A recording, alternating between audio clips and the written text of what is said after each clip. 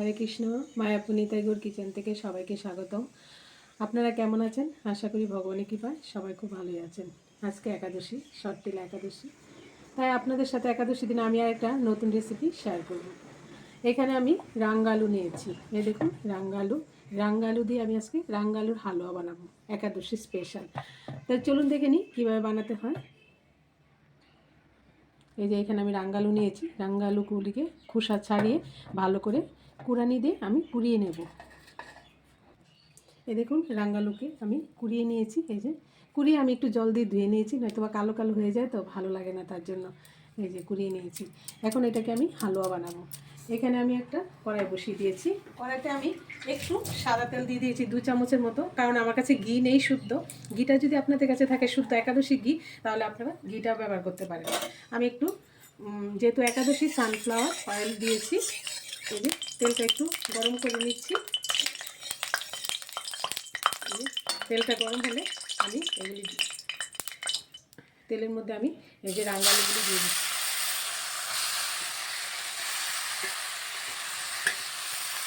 ভালোভাবে একটু রাঙ্গালুকে ভেজে নিচ্ছি।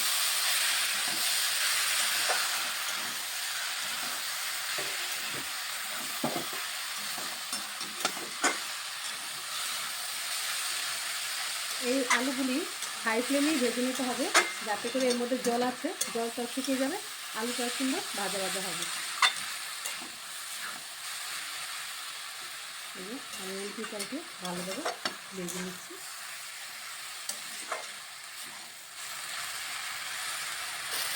এখানে আলুগুলির সাথে আমি এখানে একটু কাজু কিশমিশ নিয়েছি, এটাও দিয়ে দিচ্ছি।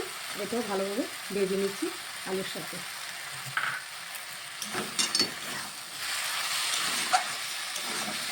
এই রাঙ্গালুটা আমাদের খুবই উপকার।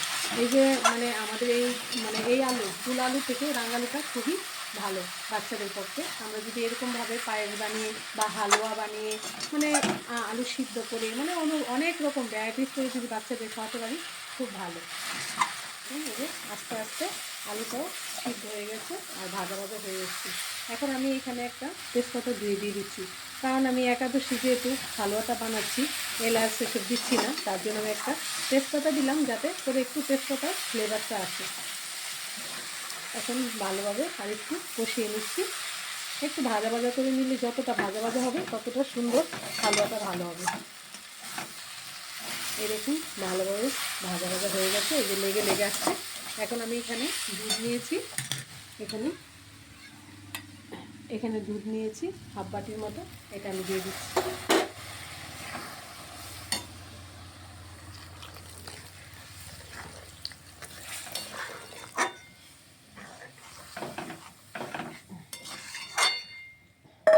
ভালোভাবে মিশিয়ে দিলাম।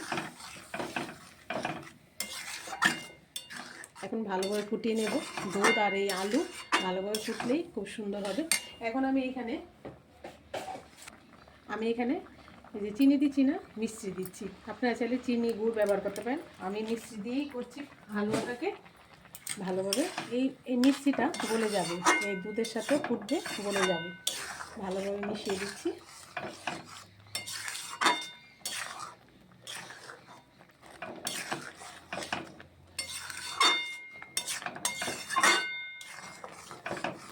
এই যে দেখুন, এই যে মিষ্টিটা আস্তে আস্তে গলে যাচ্ছে আর এটাও ফুটে যাচ্ছে।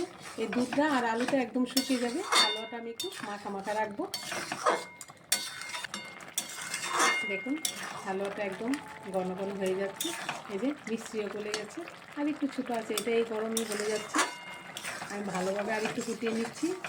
এই সুন্দর করে যত দুধের মধ্যে ফুটবে, তত হালুয়াটা খুব সুন্দর টেস্ট হবে। ভালোভাবে আমি ফুটিয়ে নিচ্ছি আর ভালোভাবে নেড়ে দিচ্ছি, কেন যাতে করে নিচে না লেগে যায়। আর নাড়া বন্ধ করে দিলে না নিচে লেগে যেতে পারে, যেহেতু দুধ আর মিষ্টি আর হালুয়াটা এই যে একদম শুকনো হয়ে গেছে। এখন এটা আমি নামিয়ে দিচ্ছি, কারণ ঠান্ডা হলে একটু থেমে যাবে। এই অবস্থায় নামালে ঠান্ডা হলে একটু শক্ত হবে, তখনই ভালো লাগবে হালুয়াটা। দেখুন এই যে মাখা মাখা হয়ে গেছে হালুয়াটা, আমি নামিয়ে দিচ্ছি। দেখুন রেডি হয়ে গেল রাঙ্গালুর হালুয়া। অনেকে রাঙ্গালু বলে, মিষ্টি আলু বলে, এটা যেটাই হোক রাঙ্গালু হালুয়া। এখানে আমি একটু কাঠবাদাম নিয়েছি, কাঠবাদাম একটু কুচিয়ে নিয়েছি, একটু উপরে ছড়িয়ে দিচ্ছি।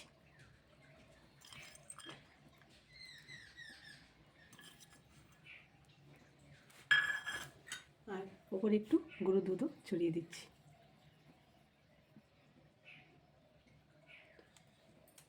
এই যে রেডি হয়ে গেল। আপনারা এইভাবে ভগবানকে ভোগ লাগিয়ে একাদশী দিন বাচ্চাদের দিতে পারেন, আপনারা প্রসাদ পেতে পারেন। এখন আমি ঠান্ডা করে তুলসী পাতা দিই, আমি আমার গৌনি থেকে ভোগ লাগিয়ে দেবো। আপনারা সবাই ভালো থাকবেন, সুস্থ থাকবেন। আবার দেখা হচ্ছে পরের ভিডিওতে। হরে কৃষ্ণ।